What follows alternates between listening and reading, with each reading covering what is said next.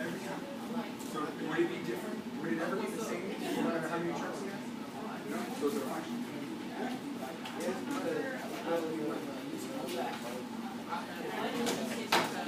The output is always always. So let's move on to number 6. Because these, like I said, these are supposed to be really hard and challenging. So this is yes. Make sure you can explain why. Okay. Here's my top. Okay. Can you explain maybe number 6 to me?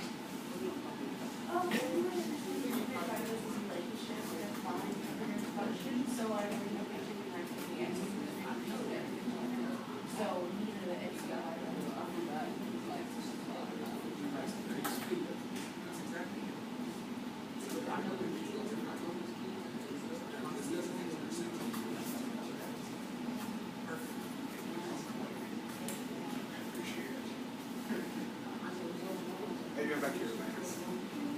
Good? Do you have any questions? That's okay. Let me know if you have any. What are we talking about? This one here. Have you guys moved on past number 4? No, negative. Yes, we have. Yes, we have. We're going to bring it all back. We're on number 6. Right here, then we're down to number 5. Yeah, wait, I have to go down on paper. I did know. Okay, I need all eyes on me in 3. Pencils down in 2. Silently turned around facing the teacher in 1. I have LeVar's eyes. Atlantis is looking up here. Jasmine has her pencil down. Okay, so now we're going to go move forward. What I want to remind you guys is this was supposed to be hard. Is it hard? This was hard. I struggled when I was answering these problems coming up with today's lesson. I really struggled. Okay, you turn full around facing me. Okay, so I want you to know this was to get you guys thinking about functions in a new way that we haven't thought about functions. So let's start with kind of the easier part. On the very first part, number 1. Once again, I'm going to randomly select you guys on my paper. LeVar, can you tell me what you did for number 1 in the explore part? Nope, not number 4, number 1. Turn the page over. There we go. Okay, we should all be tracking and listening to LeVar. LeVar, speak loudly in your classroom voice.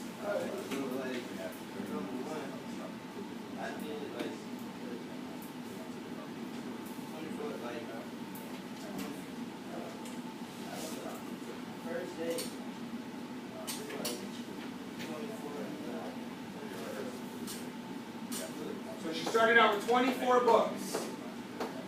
Okay, what else did we get from the scenario? On the second day or the second month? Yeah, second month. Second month. So she got 2 books every month.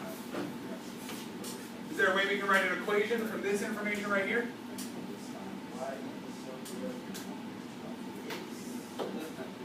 So you said y equals 24x plus 2? Why is it this? Tell me why.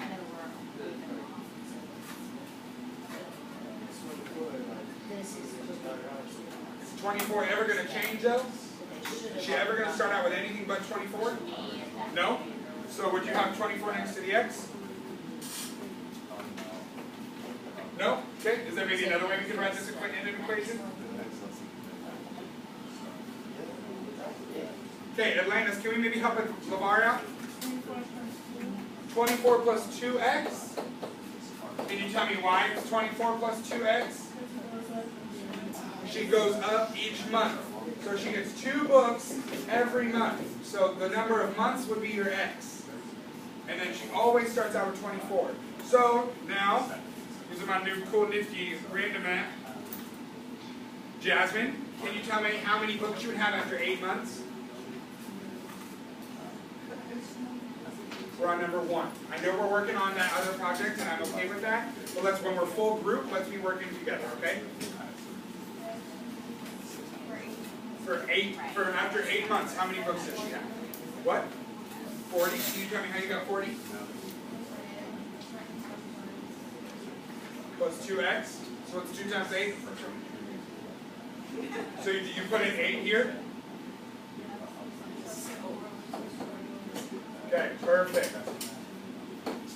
Thank you so much, Jasmine. Okay, now let's move on to number 2. Chris, what'd you do for number 2? We're all silently listening to Chris, focusing on today's assignment right now. Not working on anything else. Go ahead, Chris. Silently. So I looked at the graph. The x is minus 6. The x is minus 6. And the y is minus 4. So I go over 6. Thank you so much. And then the y is what? The y. 4. And is the x 6 or negative 6? What did you say?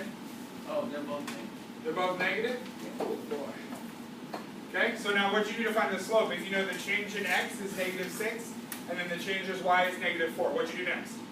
Negative 4 over negative 6. What is negative 4 over negative 6? Then I simplify it into negative 2 over negative 3. Is there another way to simplify that?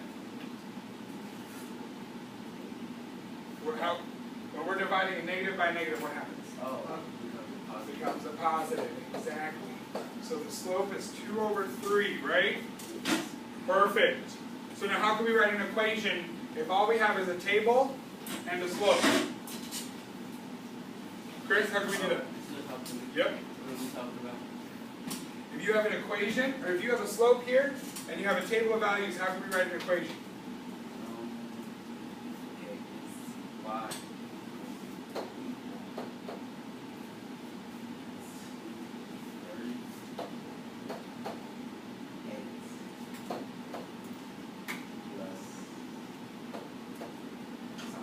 Plus something? Why something? Okay, so we have a table of x and y values, and we're able to graph those on a coordinate plane. And from there we can find our y-intercept. Do we all understand how we would be able to find that? Oh, okay. So then what would go here in this question mark? I don't know yet. Okay, well how about this? I'm going to come back to you here in a minute, and I'm going to have you tell the class what that would be, okay? Okay, let's go ahead and move forward. Let's go to number 4, because I know we all kind of had a little bit of problems with number 4. I'm going to use my cool randomly and chooser app. Yes, Giovanni. Can you help me out with number 4? Can you read the problem out loud first? We should all be listening to Giovanni on today's assignment. We'll say Shantae. Shantae. Shantae. That output a random number whenever anyone's inputs number 5 a number besides 5 the program output can be output number 0 presented as a mathematical function of the input number 1. Perfect. So, we understand that every time a number is inputted into this computer program, it comes out with a number. It says that when a number besides 5 is input, the program outputs 2 times that number. Jacqueline, if I put in 1, what would I get as my output? 2? Oh boy, I just love this thing.